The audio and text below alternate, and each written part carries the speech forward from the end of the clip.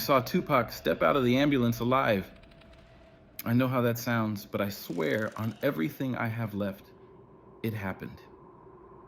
He was covered in blood, weak, but his eyes were open and his feet touched the ground.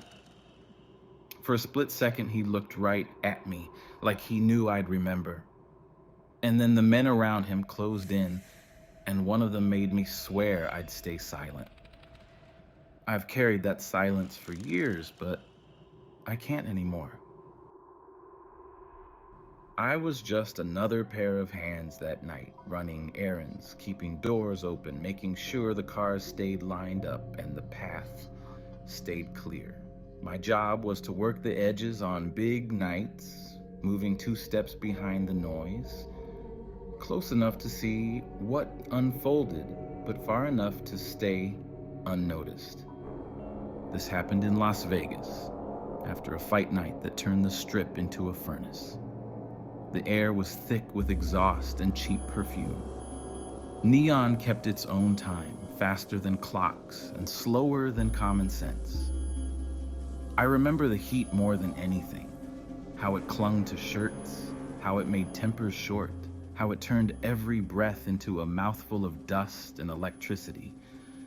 People were wild in that way only Vegas can make them, laughing too loud, staring too hard, certain they were part of the story because they were standing near it. He moved through that noise like a riptide. Even when he didn't say a word, rooms bent. Strangers tried not to stare and failed. He had that pull, made you feel like you were in on something just by standing close. But there was a restlessness under his jokes that night. A glance over the shoulder that lasted half a beat too long. A silence after a laugh, like he'd listened for something only he could hear and didn't like the answer. My job was simple. Keep the cars lined up, keep the path clear, keep the timing tight. I'd done it 100 times. You learn to count doors, angles, faces. You'll learn what looks wrong even when you can't say why. You learn to trust that cold strip of feeling along the spine. There was a moment before everything went sideways, small, stupid, easy to ignore if you weren't looking. We cut through a service corridor on the way down, and a maintenance clock on the wall ticked with no hands. Not broken, just no hands. The second marks flashed under the fluorescent buzz, but the center post was bare. Time with no way to read it. I told myself it was a joke, some weird Vegas art. I kept moving. I wish I hadn't noticed. Noticing has a cost. The street swallowed us. Engines, bass, tourists pressed up against the curb with their mouths open and their phones high. We slid into formation, lights washing the glass in bruised blues and reds. I watched mirrors, gaps, blind spots. The rhythm of a city that pretends it never sleeps. In the crowd, a man in a suit stared straight through the convoy, not at it like he was measuring distance, not faces. I filed him away. You file a lot of things away when you work the edges. Then the night snapped. I won't describe the sound. If you were there, you don't need me to. If you weren't, my words won't help you. The car bucked, glass spat, people dropped and screamed. There's a kind of silence that lives inside noise, and it opens around us like a throat. Orders came fast. Move, pressure, call, now. And hands did what hands do when thinking is a luxury. I saw him slump, then stiffen, then fight to hold on. Everything sped up and slowed down at once. The lights felt farther away.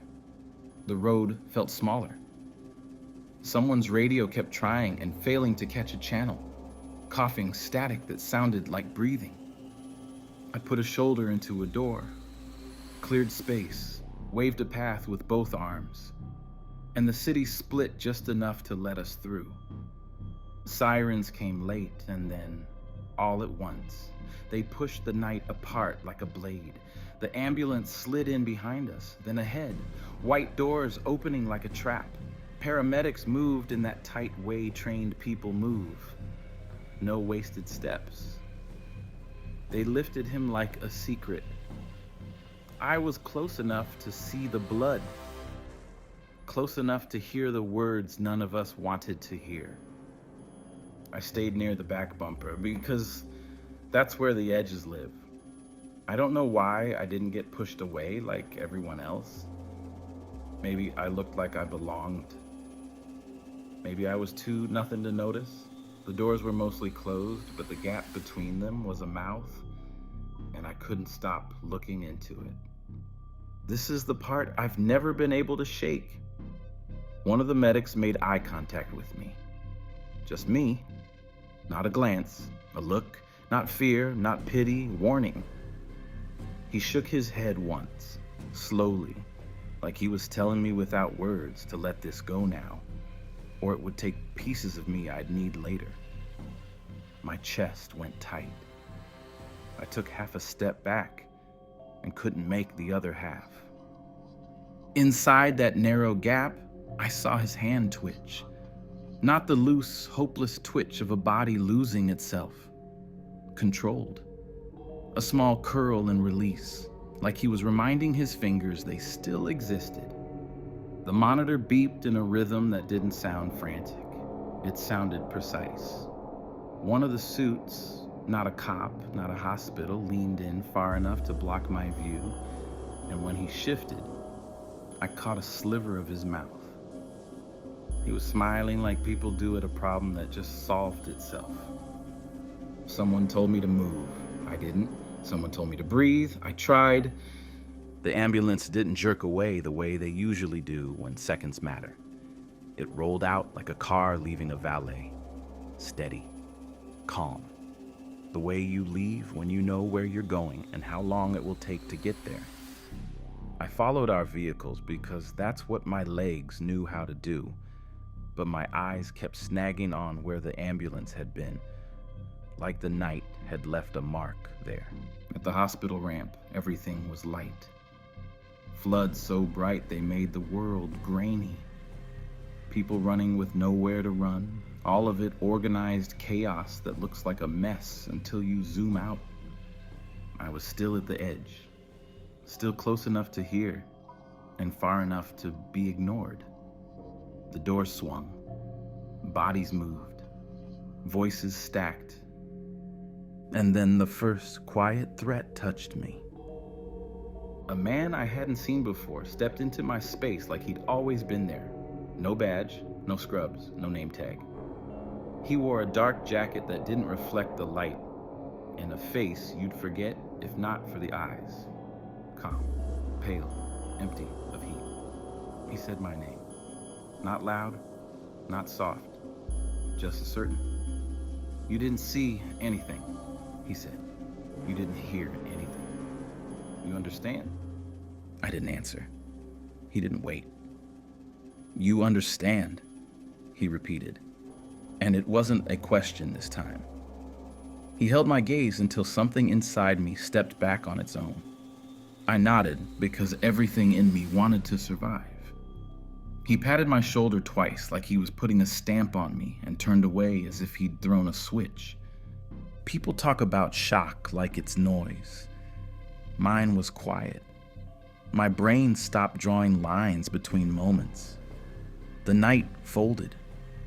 I remember a paper cup of water sweating in my hand and not knowing how it got there. I remember a woman sobbing into a phone and laughed out laughs from men who didn't find anything funny. I remember the clock over the intake desk, ticking with hands this time, a normal clock, and not being able to make the numbers make sense. The air in that corridor tasted like bleach and metals and something sweet trying too hard. Shoes squeaked, wheels rattled.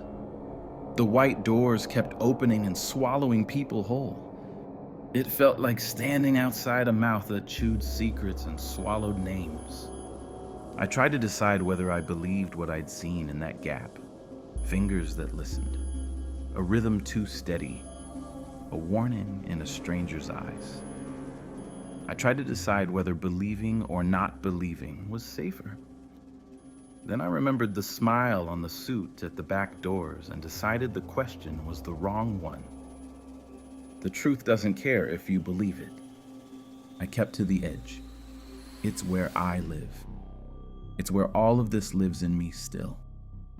I wish I could tell you that the night let me go after that, that the world reassembled itself and I went home and slept. But the edges have teeth, and once they bite, they don't unclench. But what happened next took things to a whole new level. The first step outside was a slap of desert heat, heavy and sticky even with the night pressing down. Vegas doesn't cool off after midnight. It lingers. The air smelled of gasoline, fried food, and the faint metallic tang of neon that buzzed like insects above every doorway.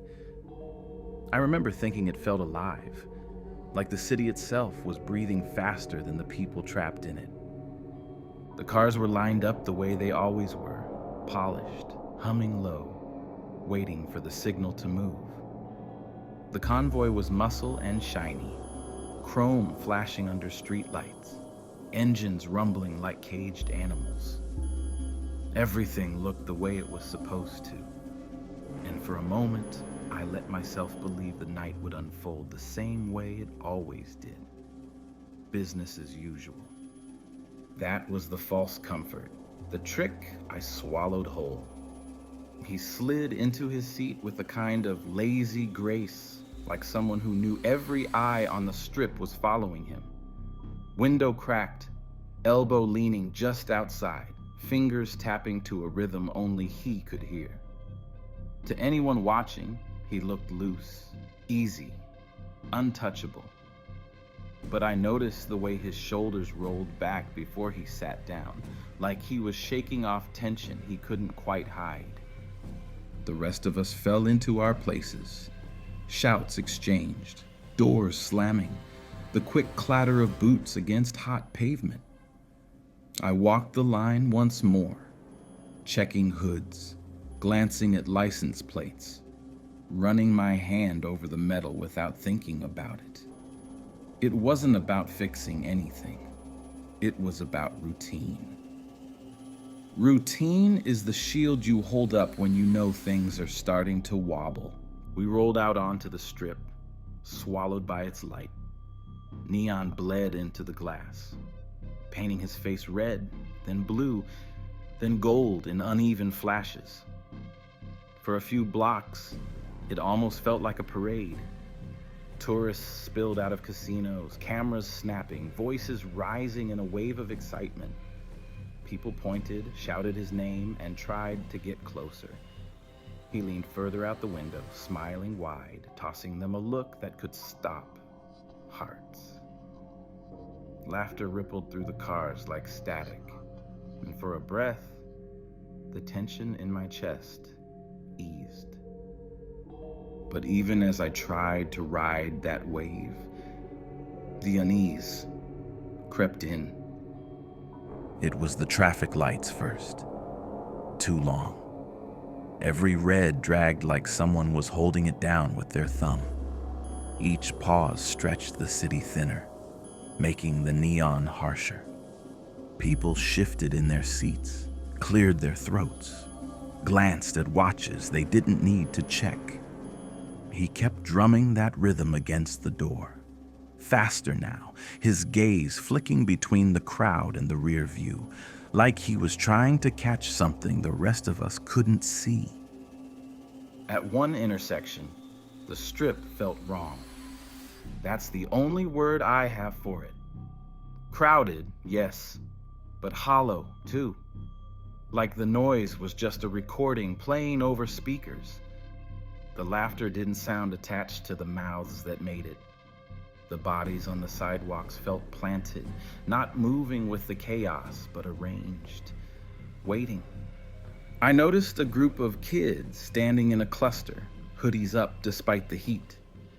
They weren't laughing, weren't pointing, weren't even blinking, just staring straight into the convoy.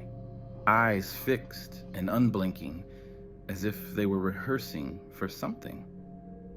My stomach knotted. I told myself it was nothing, just kids playing tough. But my hand tightened on the wheel anyway. The dark car appeared soon after. It slid into traffic 2 lanes over, windows tinted darker than the strip itself, no plates glinting under the streetlights. It didn't surge, didn't cut us off, didn't act reckless. It just matched. Every acceleration, every brake, smooth, patient. I checked the mirror again and again, hoping it would slip away at the next light. It didn't. He must have noticed, too. His tapping stopped. For the first time, he leaned back from the window, sitting fully inside the car, jaw tight. To anyone outside, it probably looked like he was just settling in. But I caught the way his eyes hardened, scanning the road ahead with a focus that told me he knew what I was only beginning to suspect. I tried to breathe steadily. The air in the car felt thinner than it had minutes before. My throat caught on every inhale, like the oxygen had been drained. The laughter that had filled the space earlier was gone. The only sounds were the hum of engines and the faint squeak of leather as someone shifted in their seat. We hit another red light, longer than the rest. The dark car slid forward lane by lane until it lined up in the cross street. Not beside us, not behind us, just there, perfectly placed, waiting. That was when I saw him change. His face was still calm, still carrying the mask he always wore, but his hands betrayed him. One clenched in his lap, knuckles white, veins taut. The other rubbed the back of his neck once, hard, then dropped quickly, as if he realized he'd shown too much.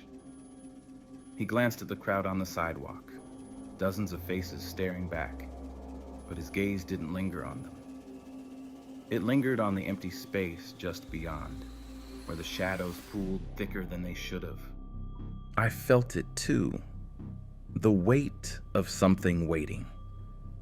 The light flipped green, finally. Engines growled back to life, but the feeling didn't move on.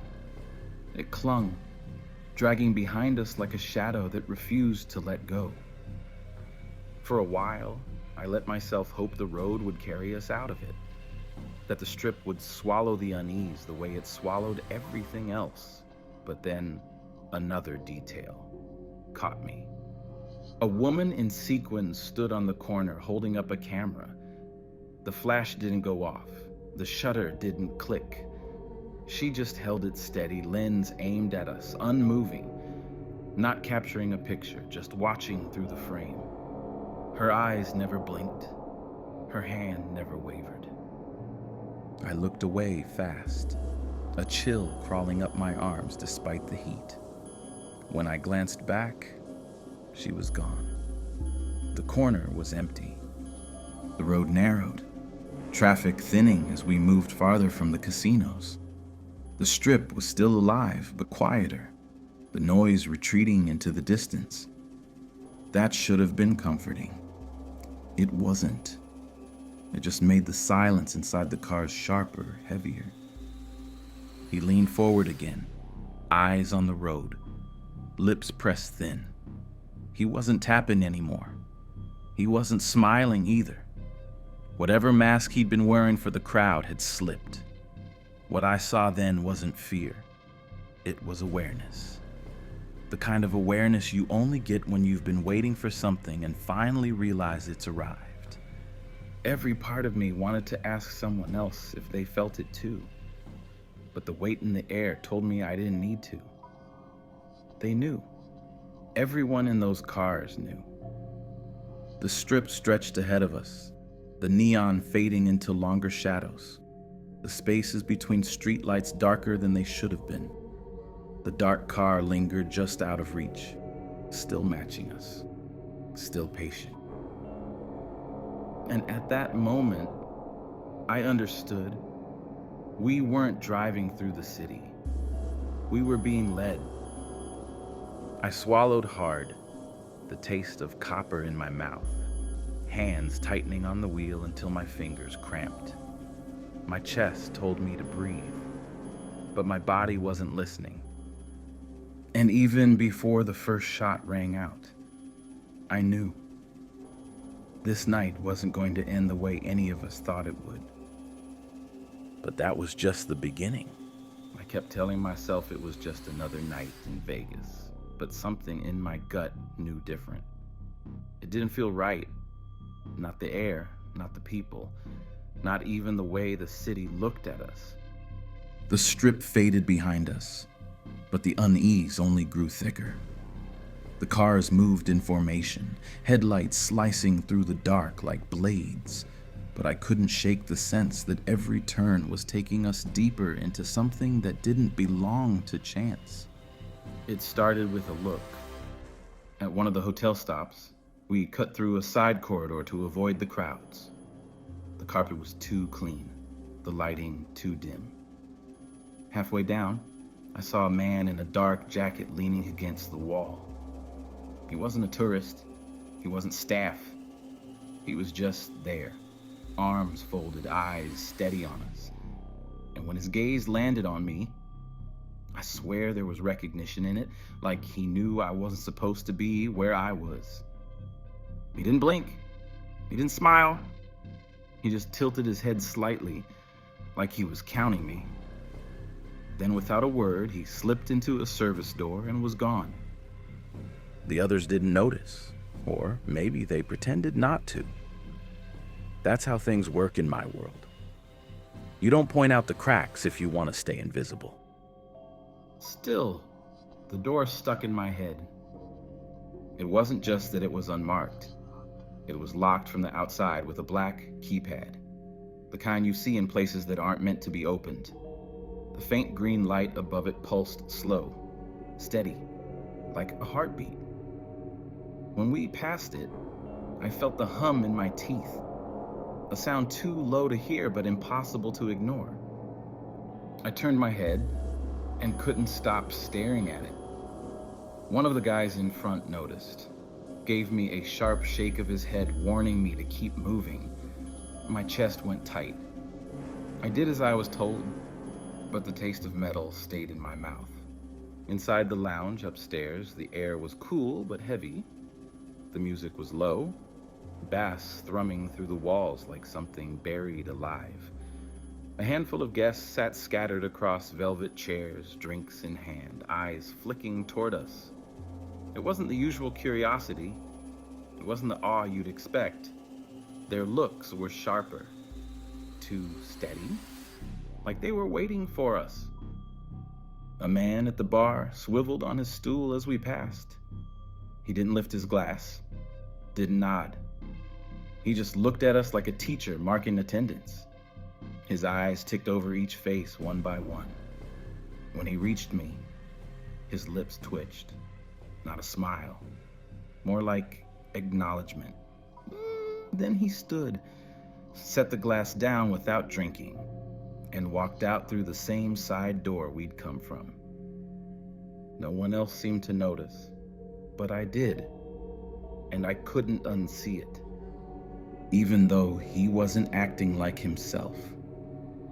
To the room, he was still the center of gravity, smiling, talking, larger than life.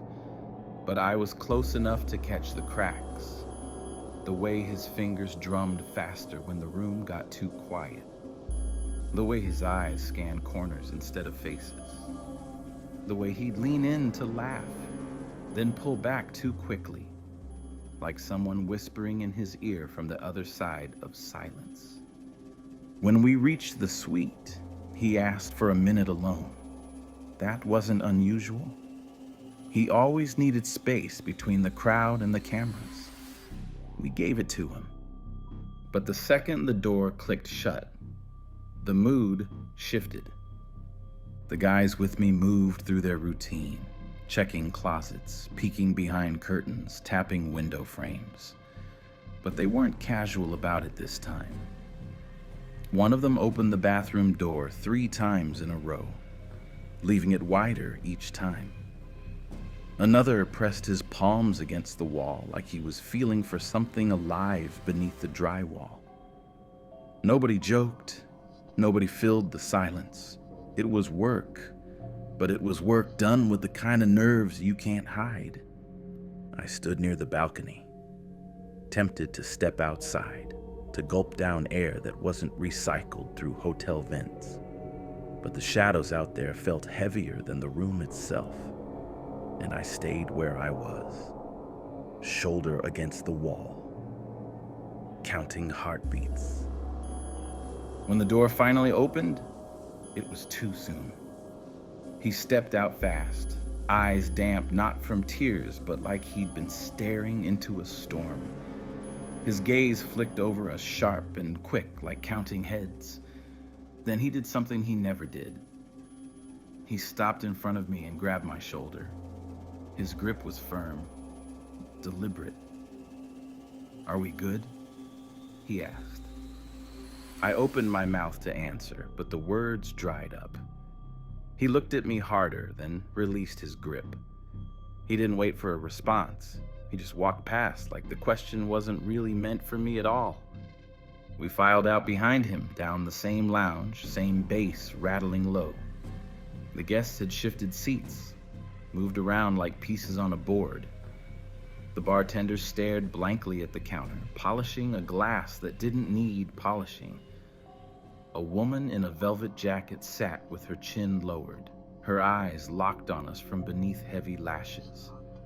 Every move felt rehearsed, every glance intentional. The elevator ride down was worse.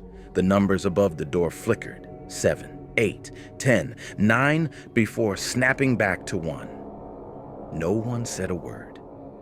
He cracked his knuckles one by one, then shook his fingers loose like someone preparing to play an instrument. The doors opened before the chime, spilling us back into the service corridor. We passed the keypad door again. This time, the green pulse stuttered. Light, dark, light. The hum sharpened, crawling through my molars. My head turned despite myself, and for a split second I thought I saw movement behind it. Shadows shifting where no one should be. I blinked, and the door was still. But the pressure in my chest didn't leave. When we reached the garage, the heat hit harder, thick with oil and exhaust. The convoy waited, engines idling, headlights throwing long, sharp shadows against concrete walls. And that's when I noticed the dark car had moved. It was no longer idling in the far lane. It had shifted closer, parked at an angle that pointed directly toward us. He climbed back into the car ahead of me, jaw tight, shoulders squared. His mask was back in place, but I could tell he felt it too. His eyes didn't meet ours anymore. They stayed in the dark, on the places we couldn't see. The doors slammed, radios crackled, and we rolled out again. And in that moment, I knew we weren't just driving. We were being herded. But that was just the beginning. There's a moment before everything breaks when the world feels sharper. Colors burn brighter. Sounds stretch thinner, and the smallest detail sticks like a knife. That's how I knew the night had shifted. My body felt it before my mind could catch up. We were back on the strip, neon flooding the cars, but it didn't feel alive anymore. It felt staged. The crowd still cheered, but their voices sounded too far away, like we were watching them through glass. My hands gripped the wheel, knuckles stiff, while the dark sedan hovered just behind us, pacing every move. At the next light, we stopped. Too long. The seconds dragged like someone was holding the city still. He leaned back from the window, shoulders square, jaw set, but his thumb rolled over a knuckle until the skin went white. He wasn't calm. He was bracing. Then the world cracked. The first pop split the air, glass shattering into starlight. Screams bled into the night. "Down!" someone yelled, the word breaking into echoes. He jerked, slumped, then stopped slumping. His head held, too steady, too deliberate, like invisible strings had pulled him upright. His eyes weren't glazed. They were locked on something beyond the windshield, a point no one else could see. His lips moved, breath dragging out of him like it belonged to someone else. The car swerved, tires shrieking. Streetlights bent longer than they should have, snapping back into place. The radio spat static, then a single word, "Copy," before dying. We cut left, then right, but the sedan matched us. Patient, perfect. Blood seeped between his fingers, dark and heavy.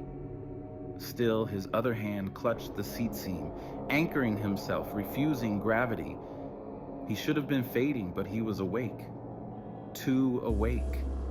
We passed the same corner twice, the same billboard, the same pink flicker, the same man with the oversized hat. Only this time, the man didn't raise his phone. He lowered it, like he'd already gotten the shot. My gut twisted.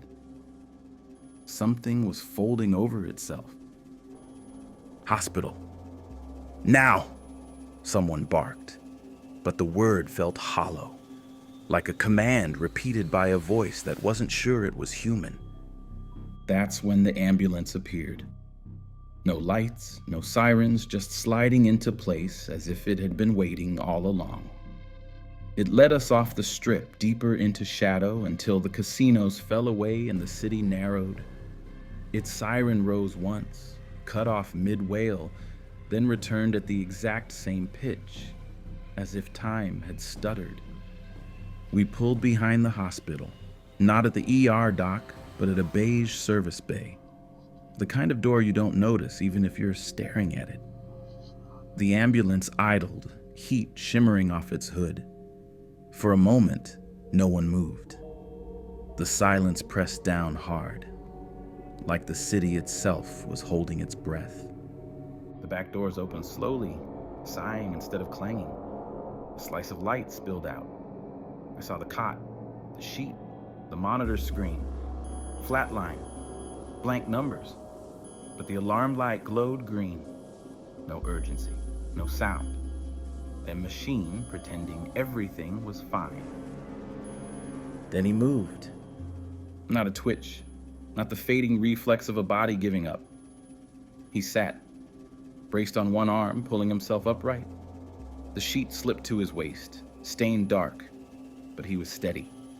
His head tilted, chin dropped, and then, God help me, his eyes opened directly onto mine. He saw me, no glaze, no confusion, just intent, present, alert, cold. The look of someone carrying knowledge the rest of us weren't supposed to share. My hand found the car door without permission, like I needed something solid to stop myself from falling. A medic leaned into the rig, blocking most of my view. He wasn't frantic. He wasn't shouting vitals or rushing to save a man who'd been gunned down. He was whispering, calm and deliberate, as though reciting lines from a script. He reached down, pressed a switch, and the monitor blinked white before returning to its polite green lie. That's when I felt it, a hand on my shoulder. Light, but heavy with warning. A voice slid into my ear, low and sharp. "You didn't see him? You didn't hear him? You're going to stand right here and think about your future." The bay door behind the ambulance rattled and began to rise. Not fast, not urgent, measured. 3 feet. 4. A draft of cold, sterile air poured out, the kind of cold that doesn't smell like earth or people, the kind that belongs in basements where machines hum instead of hearts. Inside the ambulance, he planted one foot on the ground. Blood soaked through the sheet, but his balance held. He looked at me again, and this time he blinked. Slow, deliberate, like punctuation to a sentence I was never supposed to read. The hand on my shoulder tightened. The message was clear. Forget this. Pretend it never happened. Swallow it whole and bury it deep. But the truth was already lodged in me. I had seen him step out alive. Then came the real shock. I can still feel the weight of that hand on my shoulder, even now. Cold fingers, not rough, not violent, but final. Like they were pressing the truth down into me, forcing it to stay buried. He stood in the ambulance doorway, one hand braced against the frame, his body shaking but upright. Blood clung to him, soaking the sheet, streaking down his arm. By all logic, by every rule of flesh and bone, he shouldn't have been standing. But he was. And he was looking directly at me. His eyes weren't glassy like a man fading. They were sharp, deliberate, and awake. He blinked once, slow, as if he knew I was the only one watching closely enough to see it. Then his lips moved. No sound at first. My pulse pounded so hard in my ears, I almost thought I was imagining it. But then the sound came, ragged, low, like it had been dragged through another world before spilling into mine. "Not yet," he whispered. 2 words. That was all. But those 2 words tore something open in me. They weren't the words of someone dying, clinging to a last thought. They were the words of someone waiting, someone with a plan, someone who knew more than I ever would. The medic stepped aside just enough for me to see his chest rising and falling, steady, deliberate, too controlled for a man with holes in his body. It wasn't survival. It was defiance. Like he was holding death at arm's length, bargaining with it, ordering it to wait its turn. I wanted to move, to step forward, to demand answers. But the hand on my shoulder dug deeper, not with force, but with certainty. Whoever it belonged to knew that one step closer would cost me everything. My throat closed. My palms stung with sweat. He leaned closer to the medic, lips moving again. I couldn't catch the words this time, but I felt them. My stomach dropped, my skin tightened, and the air around me seemed to warp, as though meaning itself had shifted. The medic nodded once, calm as stone, as if he had been waiting for that exact command. Then Tupac turned back toward me. His stare pinned me to the concrete.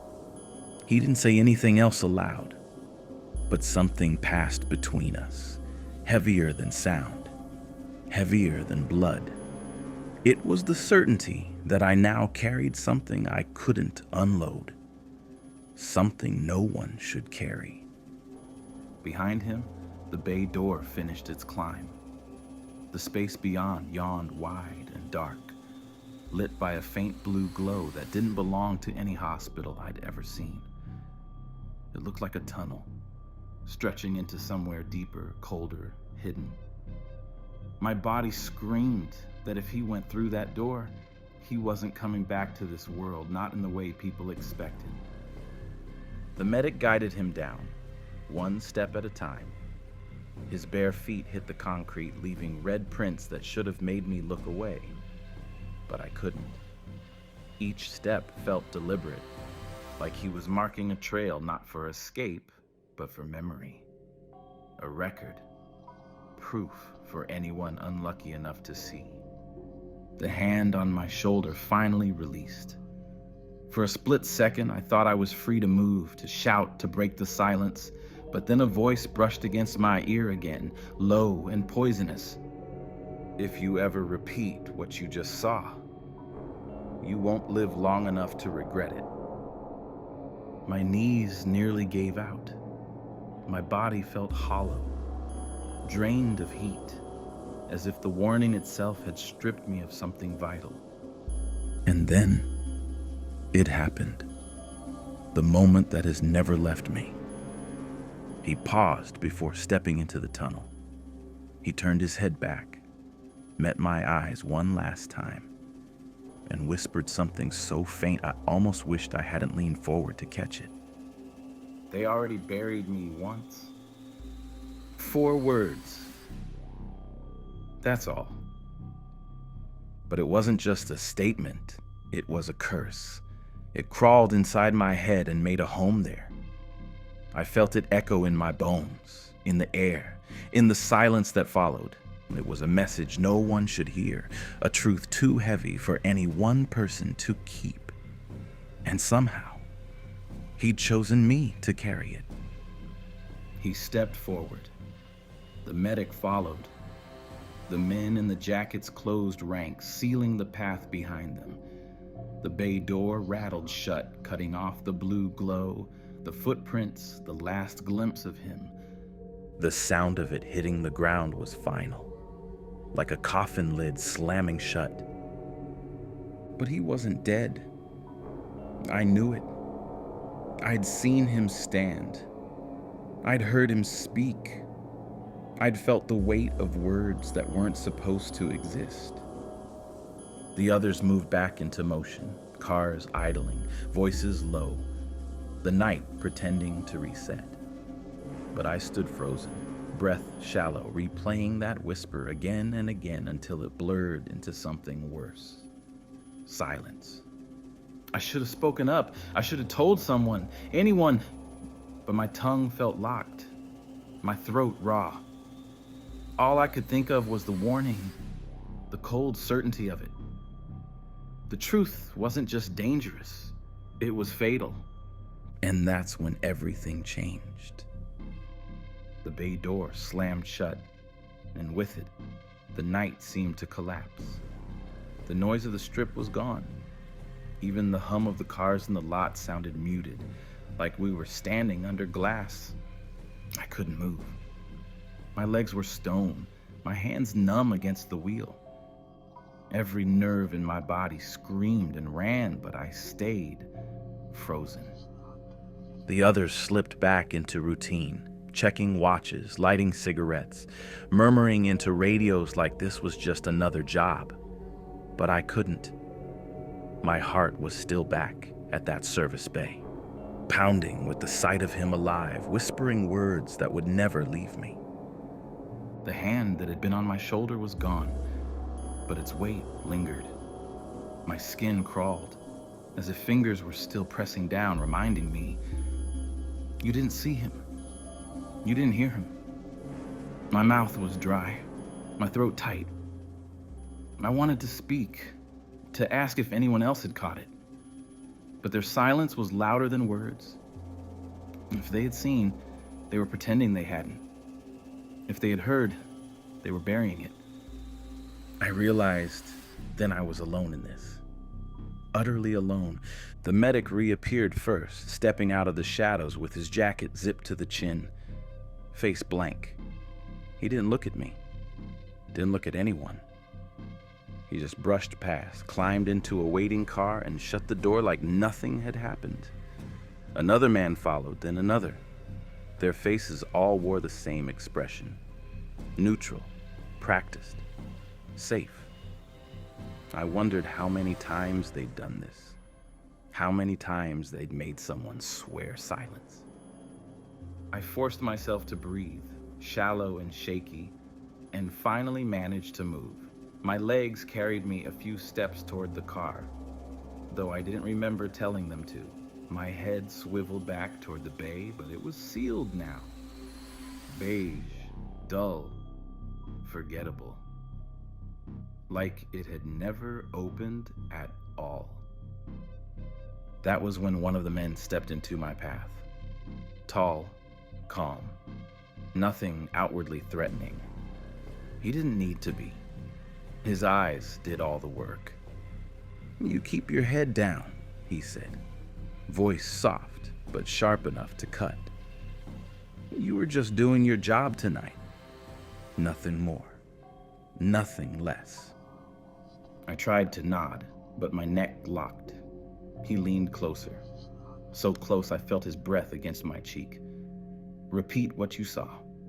Even once, and you'll end up like him. Except you won't be getting back up. My stomach turned to ice. My lips parted, but no sound came out. He gave me one last look, cold, certain, and then walked off, disappearing into the convoy as if he'd never existed. I staggered back to my car, shut the door, and sat there shaking. The wheel blurred in front of me, my own reflection in the glass staring back pale and broken. Every instinct screamed to run, to put the city behind me and never look back. But where would I go? How do you outrun something that isn't supposed to exist? The drive away from the hospital was worse than the shooting. The strip was alive again, neon burning, tourists laughing, horns blaring, but none of it felt real anymore. The lights looked hollow, the voices sounded recorded, and every face in the crowd felt like it was watching me, daring me to break the oath I'd just swallowed. I kept my eyes on the road, hands trembling against the wheel. My chest ached with every breath. My mind replayed the moment again and again, his eyes locking on mine, the whisper crawling into my ear, the promise in his voice that he wasn't finished. When I got home, I couldn't walk inside. I sat in the car until the sun started to rise, watching the light creep over the rooftops like it might burn the memory away. It didn't. It never has. Sleep became impossible. Every time I closed my eyes, I saw him standing in that ambulance, blood dripping, whispering words meant for no one. Sometimes I heard them echo differently, sometimes not yet. Sometimes they already buried me once. My brain twisted them, replayed them, and made them worse. I thought about telling someone, friends, family, even strangers.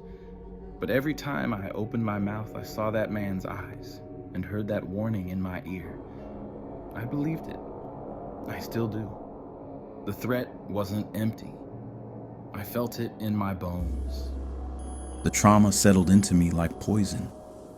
I avoided hospitals, couldn't stand the smell of antiseptic or the sound of sirens. I avoided music too, certain songs catching me off guard, dragging me back to that night, that whisper. I drank more than I should have, hoping to drown it, but nothing silenced it. The memory was carved too deep. Regret came next, the constant replay of what I could have done. Could I have spoken up at that moment? Could I have refused to be silent? Could I have reached out, touched him, made sure what I saw was real? The questions ate at me, but the answer was always the same. I froze, and in the freezing, I became part of it. The years since have been a blur of silence and fear. Every time someone mentions his name, every time his songs play, I feel the whisper press against my ear again, reminding me that I know something the rest of the world doesn't. Something I can never unknow. And that's the part that haunts me most, the silence, not just mine, but theirs. Everyone who saw it, everyone who helped, everyone who pretends the truth never happened. It's a silence thick enough to choke you. But silence doesn't erase memory. It doesn't erase the way his eyes cut through me. It doesn't erase the sound of his voice, alive, when the world insists he was already gone. I live with that contradiction every day. I live with the knowledge that the line between death and life is thinner than anyone believes, and that sometimes it isn't crossed the way it should be. And I live with the fear that one day someone will test me will force me to prove just how much silence I can keep, because what I saw that night wasn't meant for the world. It wasn't even meant for me. But what happened next took things to a whole new level. Sometimes when the night is too quiet, I hear it again. That rasp of breath against my ear. The same whisper that crawled out of his blood-streaked mouth in that ambulance. I've tried to convince myself that it was a shock, but the words still ring too clear. Not yet. It doesn't feel like something I overheard. It feels like something I was made to carry. And lately, I catch myself mouthing them in my sleep, lips moving to a rhythm that isn't mine. If one day you wake up and I'm gone, don't bother asking questions. Don't look for me in hospitals, morgues, or police files. Look in the silence, the heavy, choking kind that follows truth when it's been buried alive. Because some secrets don't stay secrets. They wait, they breathe. And this one still isn't finished with me.